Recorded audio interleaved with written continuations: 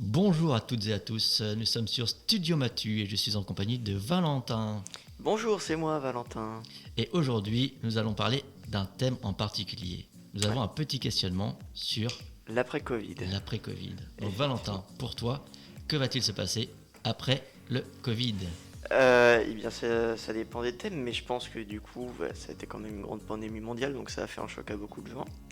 Donc je pense que, par exemple, dans un pays comme le nôtre, peut-être qu'il y aura beaucoup de gens qui vont encore garder le masque à des distanciations sociales et qu'il va y avoir beaucoup plus de méfiance. Bon, je pense que ça va rester pour certaines personnes. Et qu'est-ce qui va rester selon toi par rapport à ce qui a été mis en place pendant cette épidémie? Peut-être déjà tout ce qui est pendant l'hiver, quand il y a les épidémies de grippe et tout, peut-être qu'ils vont remettre le masque obligatoire seulement pendant l'hiver, ou voilà, le gel hydroalcoolique aussi, peut-être qu'il va rester, je pense. Je pense que le masque c'est un peu obligatoire dans les magasins par exemple, mais le gel, peut-être. Ouais, en termes d'hygiène, Voilà. ça va peut-être rester. Pareil pour peut-être les QR codes dans les restaurants. Oui, ça peut, parce que déjà, même ne serait-ce qu'avant le Covid, ça existait. Hmm. Et puis, les gens, du coup, avec le Covid, ont fait la découverte du QR code et tout. Et puis, je pense que beaucoup ont vu que ça pouvait être très pratique, Tout à fait. même sans parler du Covid. Donc, Il y aura peut-être aussi plus de click and collect ou de drive dans possible, les ça, vu magasins. que les gens se sont habitués, peut-être. Enfin, moi, je sais que moi, j'ai toujours baigné dedans dans la commande sur Internet et tout, donc ça m'a pas trop changé. Mais je sais qu'il y en a, ils étaient habitués à avoir à faire leurs achats en magasin, etc. Et à être libre de pouvoir toucher un peu ce qu'ils veulent, vraiment de leurs mains propres. Mm. Mais peut-être que là, ça va changer un petit peu. Et peut-être que tout ce qui est aussi signature électronique, toutes ces petites choses un peu technologiques ou sur Ouais, Internet, aussi. ça va peut-être prendre un peu plus le pas sur ce que ça a Ouais, été déjà. peut-être une avancée dans les technologies. Et que penses-tu après de la vaccination, toi? Parce que c'est vrai que là, on est en plein dedans. Ouais. Euh, 25 millions de vaccinés, là. On est à l'heure où à l'heure actuelle, ouais. à l'heure où on parle, 25 millions de vaccinés première dose, j'ai vu. C'est vrai que déjà en fait, je trouve que tout ce qui est passe sanitaire, que tout le monde criait et qu'ils allaient dire ouais, le vaccin est obligatoire et tout. Ouais. Enfin, il va devenir obligatoire à cause du pass sanitaire. Je pense que c'est faux parce que pour moi, le pass sanitaire, ça allait être tout ce qui est pour cinéma, restaurant et tout. Au final, on n'a même pas besoin de se faire vacciner pour aller au cinéma et au restaurant. On a juste besoin de se faire vacciner pour voyager. Donc après, moi, pour l'instant, ça me touche pas, du moins. Donc après, peut-être que je vois pas assez bien le sujet, mais moi, pour l'instant, je trouve que le vaccin, c'est quand même une bonne chose. Et que ça va peut-être nous aider à sortir. Déjà, on voit que par exemple, au Royaume-Uni, avec nombre ils étaient 80% vaccinés il y a un mois, et donc ils ont pu enlever les masques et tout. Si tous les pays qui se vaccinent arrivent à en sortir, je vois pas pourquoi nous on ferait l'inverse. Ouais, totalement. Et puis peut-être que le vaccin, c'est peut-être aussi plus rassurant pour les gens aussi. Oui, Que ce soit pour les c'est plus âgés. sûrement. Voilà. Après, il y a forcément des gens par exemple, je prends les cas de thrombose, les cas infimes de thrombose. Enfin, pour moi, hein, j'exprime mon avis, mais je trouve personnellement qu'il n'y a pas tellement de danger avec et que les gens devraient se faire vacciner. Après, chacun Après, chacun a son avis, bien sûr. fait ce qu'il veut, hein, tout à fait. Mais après, voilà, ça va peut-être plus rassurer même les grands-parents. Et puis après, je sais qu'il y a un vaccin français qui devrait sortir en octobre, donc peut-être les gens préféreront. Totalement, ouais. Ça dépend des avis. Ça va peut-être nous permettre après de plus nous réunir et puis de Ouais, retrouver ça ses c'est amis, sûr. d'être un peu plus tactile. Ça c'est sûr, aussi, déjà et je puis, pense pas que ça va refermer, comme on disait. Je pense pas qu'ils vont refermer, même s'il avait dit si jamais le taux d'incidence est au-dessus de 400. Mais déjà, les cas baissent, les hospitalisations aussi et tout. Enfin, moi je vois avec les chiffres, je regarde les chiffres tous les jours et je vois que ça baisse Oui. grandement en ce moment.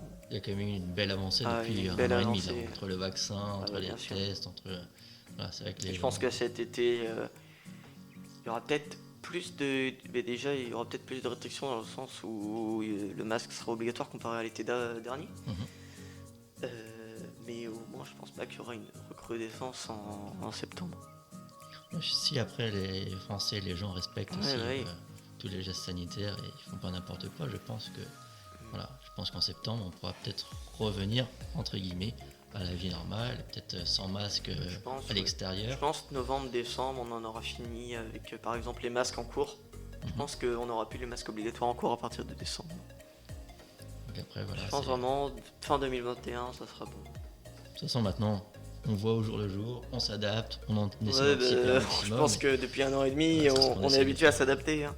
Tout à fait. On est habitué à s'adapter. C'est vrai que c'était quand même particulier, mais voilà.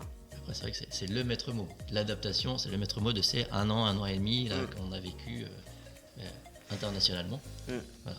Il y a déjà pas mal de choses qui ont été mises en place, que tu as dites. Et c'est très intéressant d'avoir ton retour sur ce sujet-là, qui est très important. Et c'est vrai que c'est un sujet qui touche tout le monde. Et qui, je pense, va toucher plusieurs générations quand même. Ouais, totalement. Parce qu'on n'avait jamais connu ça avant. On n'avait jamais connu ça avant, dans le sens que là, il y avait d'autres épidémies dans les années précédentes.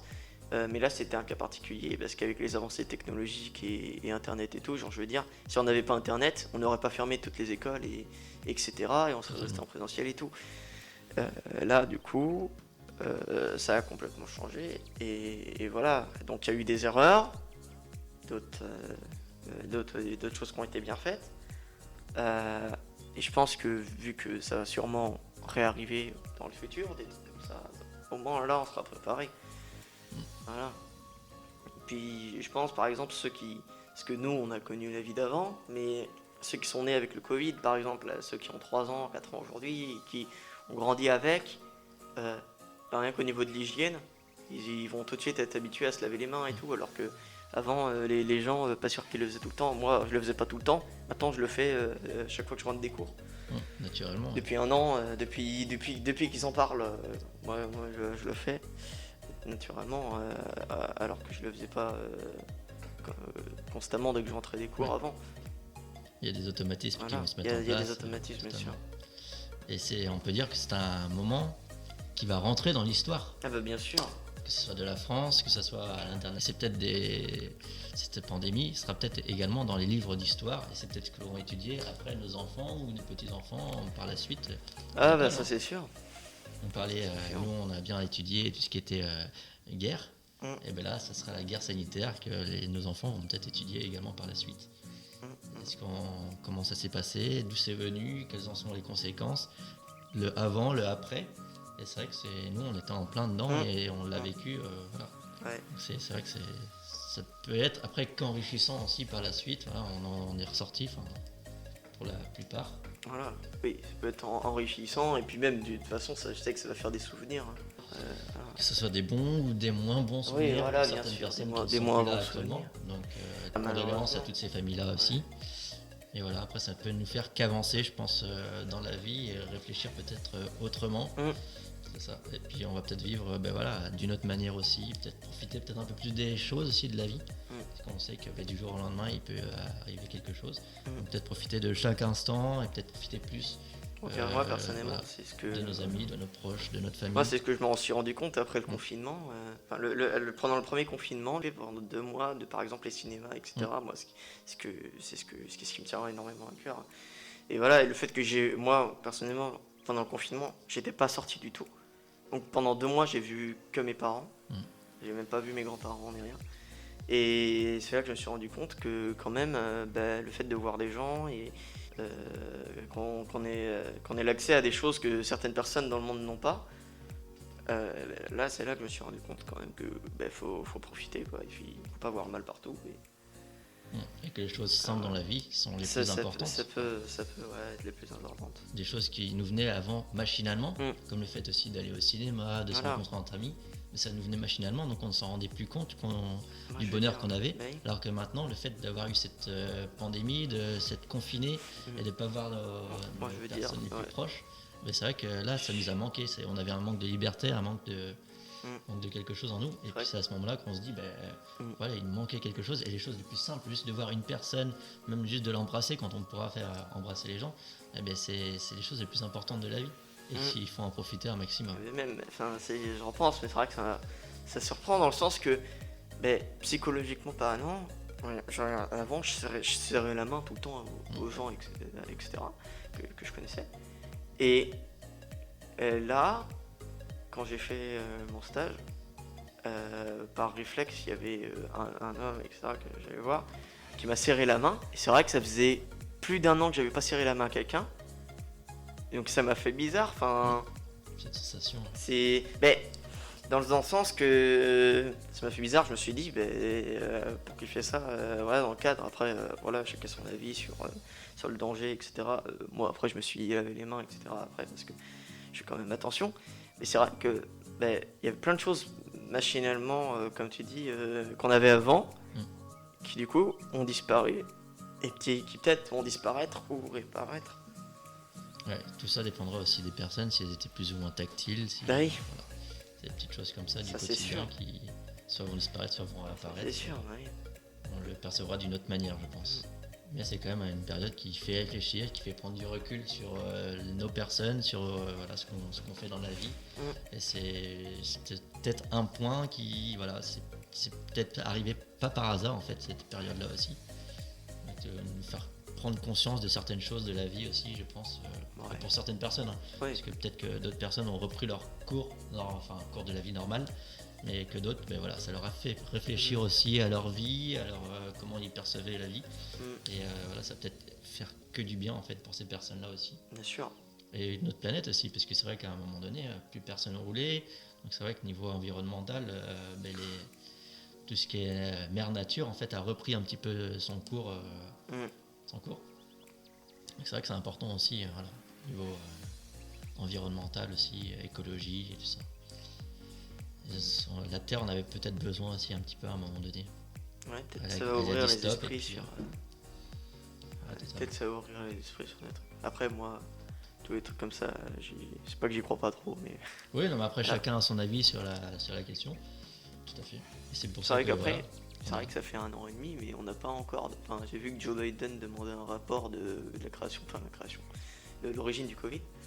C'est vrai qu'on sait pas trop en fait, parce qu'on a toujours dit que ça venait, je sais plus, du pangolin ou d'une chauve-souris ou je sais plus quoi, machin. Voilà, on connaît pas encore les origines. Peut-être d'ici quelques années on les aura. Est-ce que c'est des gens qui ont fait exprès de créer un truc, voilà, bon après complotistes. Ouais, après il y a tout le temps des petites rumeurs, des petites choses comme ça qu'on ne sait pas encore, qu'on ne saura peut-être jamais. C'est peut-être des choses qu'on saura.